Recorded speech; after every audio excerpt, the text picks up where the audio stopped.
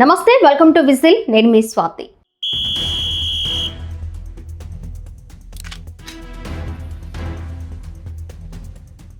సంస్కరణలు, వ్యవస్థల సమర్థ నిర్వహణలో ప్రజలకు మేలు జరుగుతుందనడానికి జీఎస్టీ సంస్కరణలు, తక్కువ ధరకు విద్యుత్ కొనుగోలు అంశాలే ప్రత్యక్ష ఉదాహరణలని ముఖ్యమంత్రి చంద్రబాబు తెలిపారు.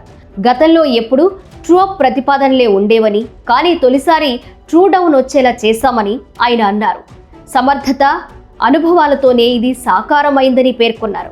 వైఎస్ఆర్సీపీ ప్రభుత్వం విద్యుత్ రంగాన్ని నాశనం చేసింది. ఎక్కువ ధరకు కొనడంతో ప్రజలపై భారం పడింది.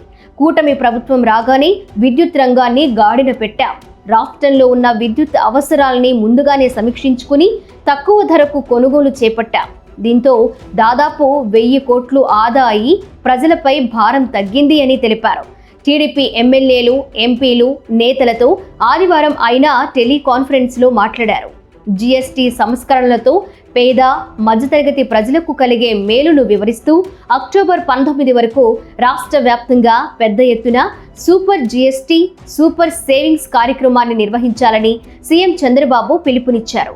ఈ మేరకు కూటమి పార్టీల ప్రజా ప్రతినిధులు, నేతలు, కార్యకర్తలకు దిశానిర్దేశం చేశారు. 60,000 సమావేశాలు నిర్వహించి 1.60 కోట్ల కుటుంబాలను కలవాలని సూచించారు.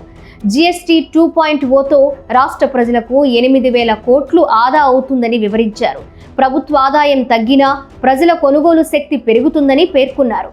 సుపరిపాలనలో తొలి అడుగు తరహాలోనే సూపర్ జీఎస్టీ, సూపర్ సేవింగ్స్ కార్యక్రమం చేపట్టాలని, యోగాంధ్రను మించి విజయవంతం చేయాలని పిలుపునిచ్చారు. జీఎస్టీ సంస్కరణలు దేశ చరిత్రలో నూతన అధ్యాయం. ఇప్పటికే పారిశ్రామిక, ఆటోమొబైల్, ఫార్మా రంగాలలో వీటి ప్రభావం కనిపిస్తోంది. ద్విచక్ర వాహనాలు, ఏసీలు, కార్ల ధరలు తగ్గాయని తెలిపారు. ప్రభుత్వంపై తప్పుడు ప్రచారం చేయడాన్నే వైఎస్ఆర్సీపీ పనిగా పెట్టుకుందని చంద్రబాబు దుయ్యబట్టారు. ఆధారాలు లేకుండా తప్పుడు పోస్టులు పెడుతున్నారు. వైఎస్ఆర్సీపీ నేతలు అసెంబ్లీకి రారు, కానీ మండలిలో మాత్రం డ్రామాలాడతారు. వీళ్ల దుష్ప్రచారాలు, డ్రామాలను ప్రజలకు వివరించాలి. ఈ బాధ్యత నేతలు, కార్యకర్తలదే అని చంద్రబాబు అన్నారు. ప్రజల్లోకి వెళ్లకుండా, పార్టీ కోసం పని చేయకుండా మాటలు చెప్పి కాలక్షేపం చేసే నాయకులకు తన దగ్గర స్థానం లేదని చంద్రబాబు హెచ్చరించారు. ప్రజల కోసం పనిచేసేవారే తమకు దగ్గరవుతారని తేల్చి చెప్పారు. ఏ పని చేసినా ప్రజామోదం ఉందా లేదా అనేది తెలుసుకోవాలి. ప్రభుత్వ కార్యక్రమాలు, నేతల పనితీరుపై ఫీడ్బ్యాక్ తీసుకుంటున్నా. సూపర్ 6 పథకాలు విజయవంతమయ్యాయి.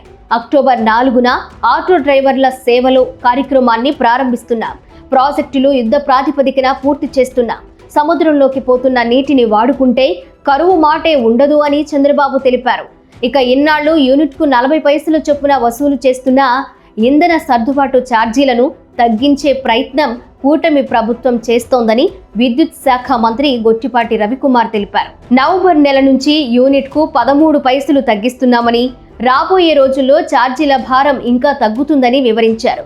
విద్యుత్ ఛార్జీలు పెంచకుండా వీలైతే తగ్గిస్తామని, ఎన్నికల సమయంలో ఇచ్చిన హామీని కూటమి ప్రభుత్వం 15 నెలల్లో నిలబెట్టుకుందని పేర్కొన్నారు. ఇక రాబోయే రోజుల్లో ఛార్జీలు మరింతగా తగ్గించేలా ప్రభుత్వం చర్యలు తీసుకుంటుందని తెలిపారు. 2024-25 ఆర్థిక సంవత్సరానికి విద్యుత్ ఛార్జీల్లో 923 కోట్లు ట్రూ డౌన్ చేశామని తెలిపారు.